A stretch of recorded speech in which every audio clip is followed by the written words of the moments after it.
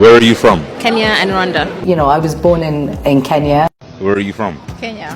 I'm proud because I'm Kenyan. I'm half Kenyan. That's where I was born. My dad is Kenyan. I was born in Kenya. And of course, I'm the first Kenyan American to be president of the United States. Okay, so I'm Kenyan, right? Like I was born in Kenya, raised in Kenya. What country are you from? Kenya. He's from Kenya. Where are you from originally? Oh, I'm Kenyan and I was born there. Where are you from? I'm half Kenyan, half Somali. I'm South Sudanese, but I was born in Kenya. You Kenyan American? No. I'm half Kenyan, half German. Really? That's so amazing. African, yeah. That's amazing. Yeah. So I'm a Kenyan and Sudanese. Where Where you guys from? Kenya. I'm a Kenyan. Foreign fashion. I'm repping Kenya. This is my home. I love it. I learned 4 things about Kenya very quickly. First, I chose the wrong time to go.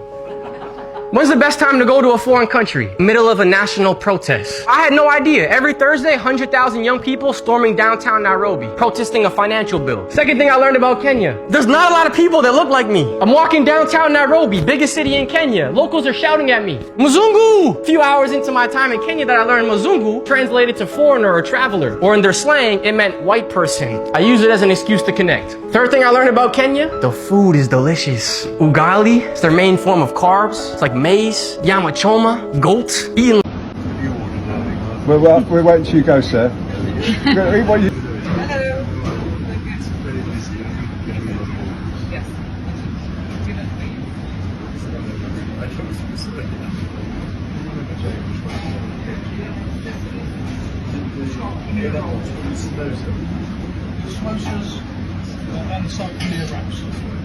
Right, let me get that order for you right now. Where are you from? Pakistan and Kenya. What's Kenya's official name? The Republic of Kenya. The first black woman to win the Nobel Peace Prize was from Kenya. What was her name? Wangari Maathai. What are the 2 main languages? Swahili and English. Kenya is the only country that has a national park within its city. That's correct. Tell me something most people don't know about Kenya. Kenya is a major producer of coffee, massive exporter of roses, so has a number of beautiful roses. Does it compete with Netherlands when it comes to the... I think that it would probably surpass Netherlands if Kenya was given the economic opportunity. Just like a lot of African countries. Yes, exactly. In terms of like production, they're like, I would say, as big, if not larger, in their production of roses. The Great Rift Valley, it's an actual place where the Lion King scene, where Mufasa is being held by Scar, that is in the Rift Valley. It's known for like its flash floods, and many people have lost their lives in the Great Rift Valley, but it's beautiful. What if Kenya didn't exist? Kenya, the heart of East Africa, gone. No Nairobi and no Great Rift Valley. No Kenya means no Eliud Kipchoge, no Barack Obama, and no Lupita Nyong'o. Tourism in East Africa collapses. The Masai Mara, non-existent. Without Kenya, the UN loses one of its key African headquarters. And regional peacekeeping? A lot weaker, because there is no anchor between Ethiopia and Tanzania. Without Kenya, Africa loses one of its loudest voices, boldest cultures, and brightest futures. First time trying. What is this called? Smocha. Smocha? Guys, bismillah. This is the first time trying smocha. You like it? You like it? You like it? You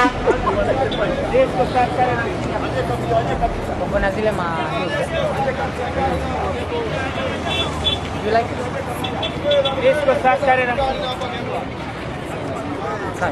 Yeah, it's okay. Kenya's flag could have been nothing more than a political party banner. In 1963, as Kenya prepared for independence, the ruling party KANU already had a flag, black, red and green. The plan was to simply raise it as the new national flag. The issue, KANU didn't represent every Kenyan. If that party flag became the nation's symbol, millions would feel excluded. Kenya risked starting independence already divided. This is where Tom Mboya stepped in. Just 33 years old and already one of the country's sharpest minds, he warned, a national flag must belong to the people, not a party. Jomo Kenyatta listened. He appointed a committee led by Dawson Wanyumba. Their task, create a design that spoke to unity. The solution was bold. White stripes were added to symbolize peace, bridging the colors. a Maasai shield and spears placed in the centre to show the nation would defend its freedom. And that's how a party flag transformed into the national emblem of Kenya, one that carries the story of people, land, struggle, and unity. When you see Kenya's flag today, do you see just colours or the choices that saved a nation from division? Share your thoughts. This is the Africa. Today is which country in Africa has the most attractive men?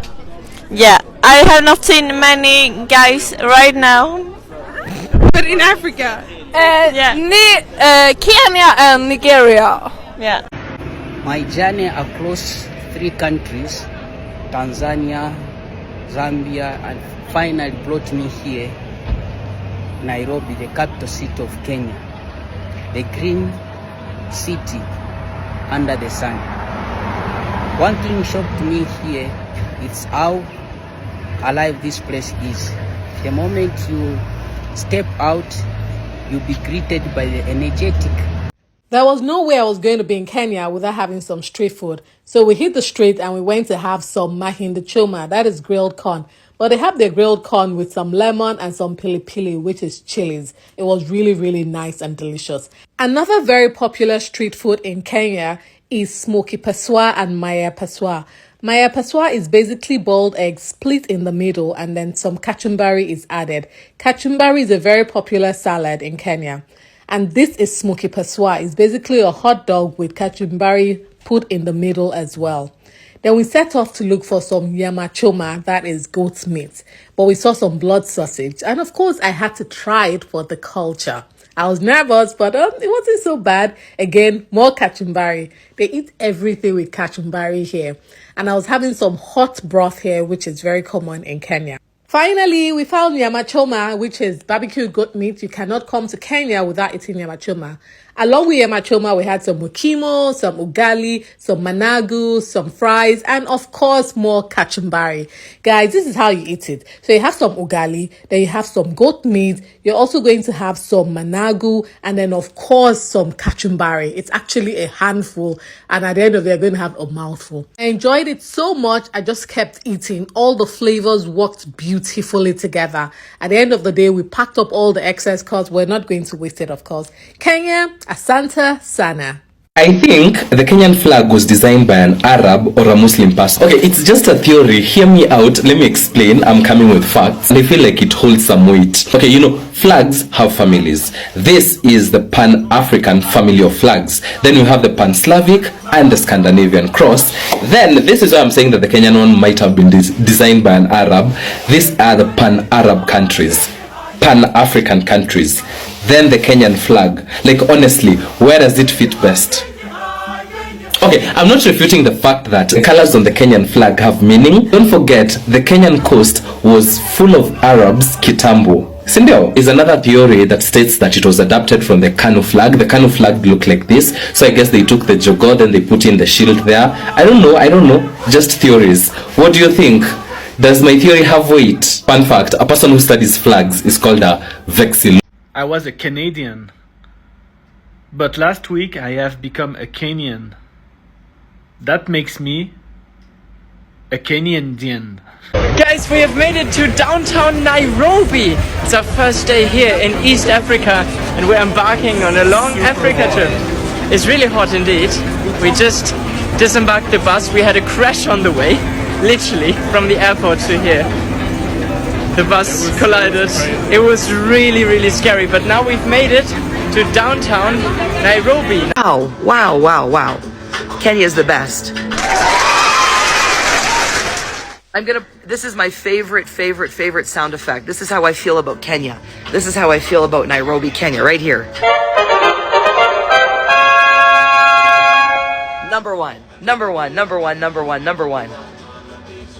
Thank you. Asante. I'm learning my Swahili very quick, very fast. Did you know there are 60 different languages here in Kenya and Kiswahili is the official language? That there are 535 kilometers of coastline and that coffee is the biggest export in the country. Anyway, now you know this is Kenya, beautiful country, Vizuri sana. I hope you'll visit. Kwaheri here from the largest city, Nairobi, the capital. What a view from up here. Yes, Lord. Jene mense, wat 'n duivel is warm man. It is hot. The beef stew is hot too, eh? You don't tell me, you just stand there. I know. It should be served hot. Let's just have a quick look. It looks delicious. Let's say, Father, you know where we have been, you know where we're going. Yeah. Mm-hmm.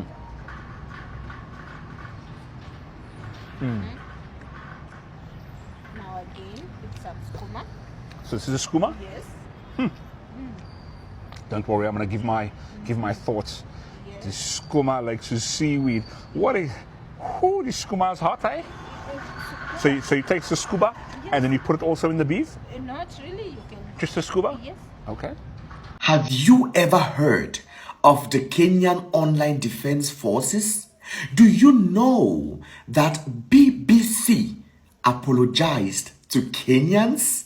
The BBC, I know you were shocked, but BBC apologized to Kenyans. See, there is one force that Kenyans possess on social media, and whether you like it or not, don't dare Kenyans on the social media. Like, it feels like the media just belongs to them. Then you see this country they call South Africa. See, let me just tell you all something here. Kenya and South Africa are like, they are more than cousins. They are more like, it's a deep rooted relationship. So many people always ask themselves, like, how on earth do Kenyans and South Africans pull all this energy on social media, these numbers on social media? Yo, have you all checked the average time spent by an average person in Kenya and South Africa on social media? Now, if we look at the world of statistics, look at it right there. Kenya is the #1 country, not in Africa, in the whole wide world with the most time spent on social media. So that speaks to you, that tells you that before you want to even type Kenya, Kenyans are all over your page. As in, they will eat you raw. Do you all know what happened to the American streamer who badmouth, Kenyan beautiful ladies? Can you all recall what happened? Kenyans would deal with you. Same with South Africa. Then there's another country, the giants of Africa, Nigeria. Only by their numbers, right? They will eat you raw. So you see Kenya, South Africa, then Nigeria, these 3 African countries.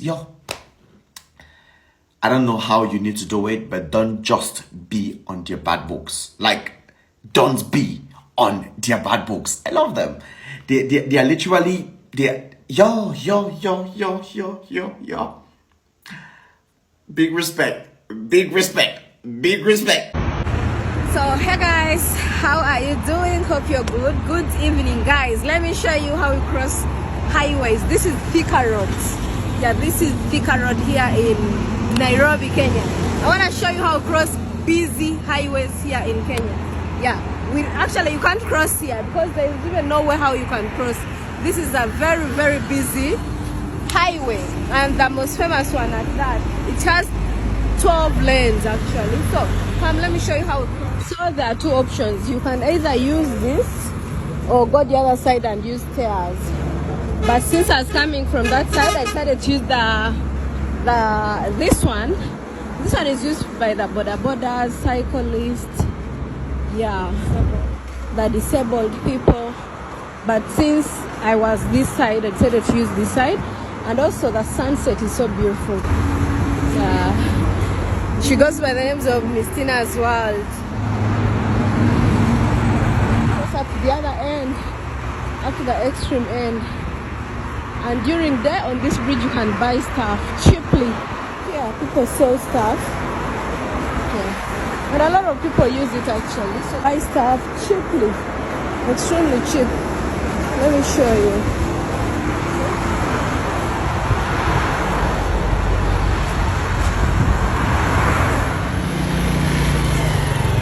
You see, even motorcycles use it. So here you also have options of the you have options on the stairs as well as option on the other side. But since we're going to take a bus, let's use this. Yeah, we're going to Juja. They say Kenya is hopeless, a country beyond repair where nothing works and nothing thrives. They believe Kenya is broken, a nation devoid of innovation or creativity. After all, there are no opportunities, right? What they don't see is a Kenya that dreams in color. They overlook the Kenyans who dare to dream, the entrepreneurs who work tirelessly despite all odds, the creatives who turn bold ideas into meaningful projects. Kenya is not broken. Kenya is becoming. Ladies and gentlemen, allow me to... What is the capital of Africa? Is it Kenya? Is Kenya now slowly becoming a superpower country? Why am I saying this? Kenya has just taken a significant, bold step to grow faster than many would expect. Being an African country, Kenya is one of the fastest growing countries in Africa. With this trend by Kenya, it would make her on a global competing scale with other superpower countries like the US, China, Russia, and others. But all this didn't come easily. You see, Kenya is suffering its worst drought in decades after 5 failed rain seasons. But now, Kenya has decided to partner with SpaceX to launch a satellite into space. And those who understands technology knows that this isn't a small thing. For a start, the importance of satellites for a competing country is multifaceted, spanning military, economic, diplomatic, and scientific domains. Advanced satellite capabilities can provide a significant advantage over other countries and contribute to the growth and success of the country. The satellite launch will add to a push by African nations for scientific innovation and the development of space programs. Kenya will launch its first operational satellite next week in a landmark achievement for the country's space program, the government said on Monday. Taifa 1, or Nation 1 in Swahili, is scheduled to be launched on the 10th of April aboard the SpaceX Falcon 9 rocket from the Vandenberg Space Force Base in California. The mission is an important milestone, the Defense Ministry and Kenya Space Agency said in a joint statement, adding that it would contribute significantly to the country's budding space economy. The observation satellite is fully designed and developed by Kenyan engineers and will be used to provide data on agriculture and food security, among other areas, the statement said. But what does this... So I've just arrived in Nairobi and this place looks amazing. From the airport, it looks absolutely beautiful.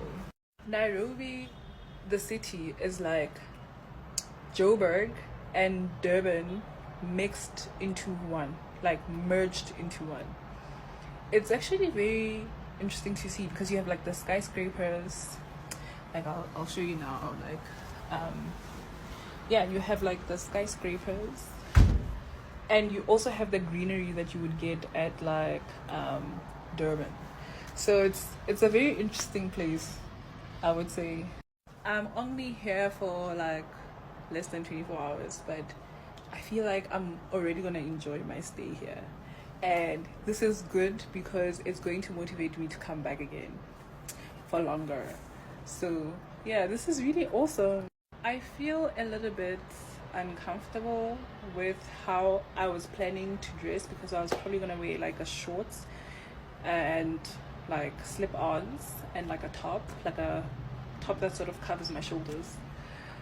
But then I heard from the Uber driver that most women dress modestly, so now I'm like, okay, I don't know what I'm gonna wear now. Also because I'm transiting to Accra and I don't have my luggage, so I only brought things that I can like wear when I sleep and to wear as a different outfit tomorrow, so I don't know. Also, can we speak about how glowing my skin is? I feel like the sun here is good for me. Also, the temperature is super cool. It's not too hot. It's like 22 degrees, which is perfect and ideal.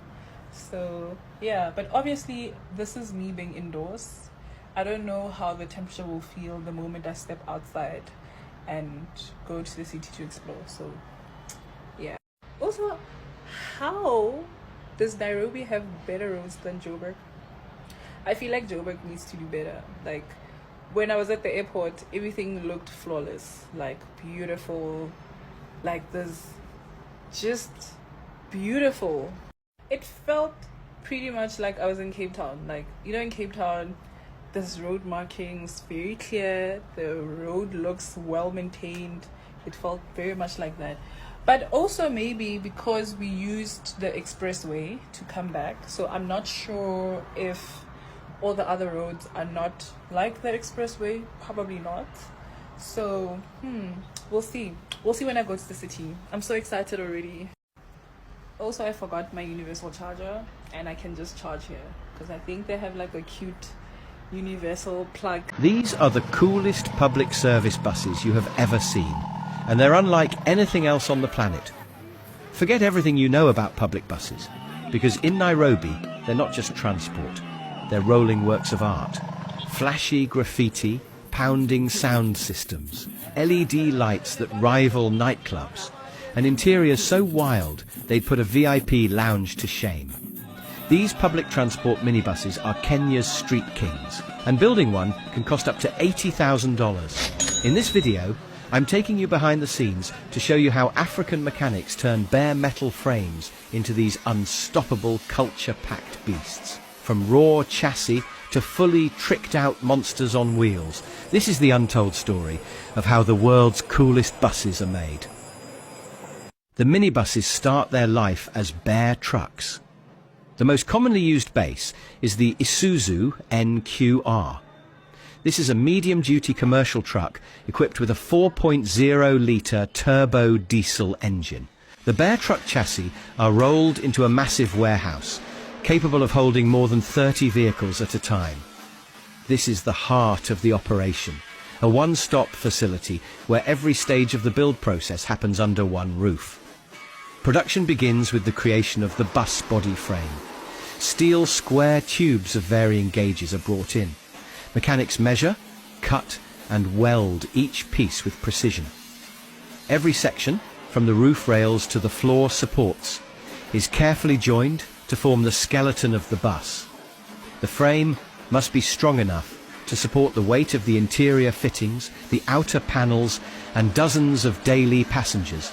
At this stage, the vehicle begins to take shape, transitioning from a flatbed frame to a defined bus structure. Once the frame is complete and secure, it moves on to the next stage, paneling. Steel sheets are the foundation of the bus body. Mechanics begin by measuring each section with precision. Using industrial shears and cutting tools, they slice the steel into specific shapes that match the frame's dimensions. Next comes shaping. The cut panels are bent, pressed and curved using mechanical rollers and hammers to match the desired contours of the bus design, from the side panels to the roofline and wheel arches. Once shaped, the panels are carefully positioned against the metal frame.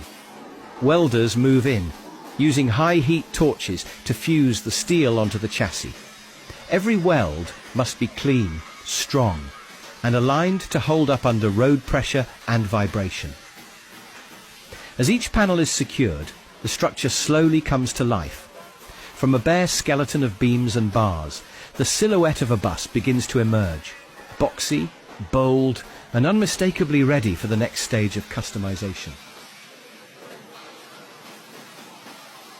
Next, the focus shifts to one of the most defining elements of these custom buses, the front bumper. This isn't a standard factory part.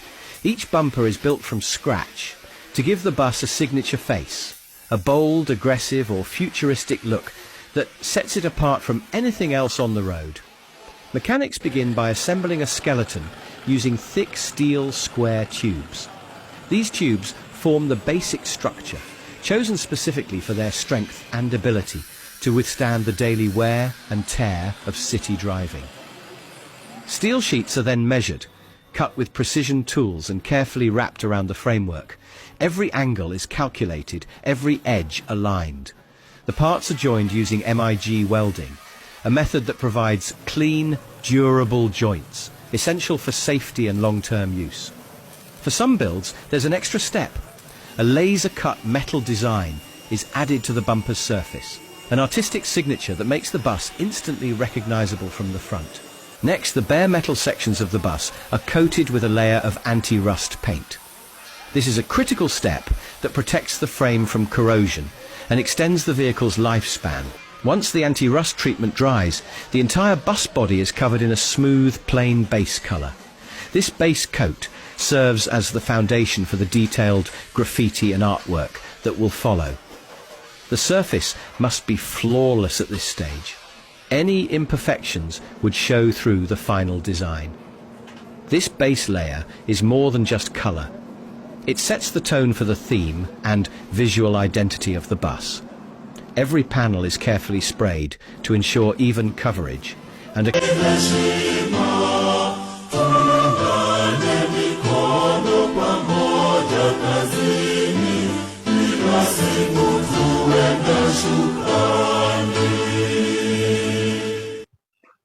Alright guys.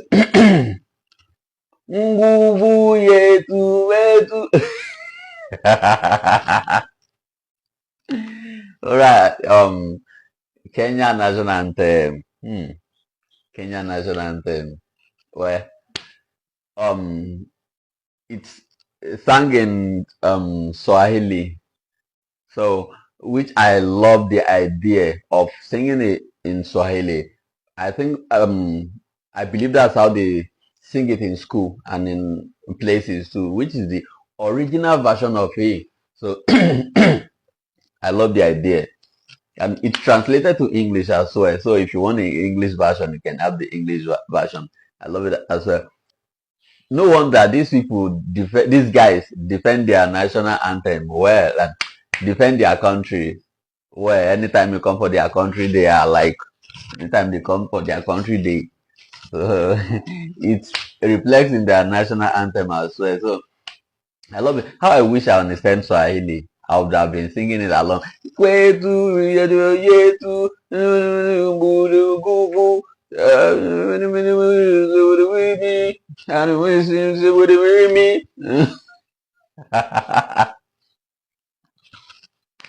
well, I love the language. I love that. But the thing is, the choir that sang the song, that sang the national anthem, they should arrest them one by one and flog them. Why can't you get someone from Uganda and sing this national anthem for you? With their sweet voice, you know, and sing this national anthem for you with sweet voice, like thrilling voice. You know, but then I love it. One love Africa, okay? Don't come for me, oh. This is for fun. This is content for fun, okay? Don't come for me. And please, guys, follow my Instagram. The icon is right there on my page, so you can follow my Instagram at Chief Tenant. Subscribe to my YouTube at Chief Tenant. And you know, okay, I'm doing Tanzania next. Tanzania or Zambia. Tanzania or Zambia. We're good. Kenya is a good place to be. Welcome to Kenya any day, anytime. When you visit to Kenya, feel free. Yes, because we love everyone. My name is Jfly Andy. Thank you for the love world. Welcome to Kenya. Feel free and feel blessed. Subscribe and share. Let me see your comment.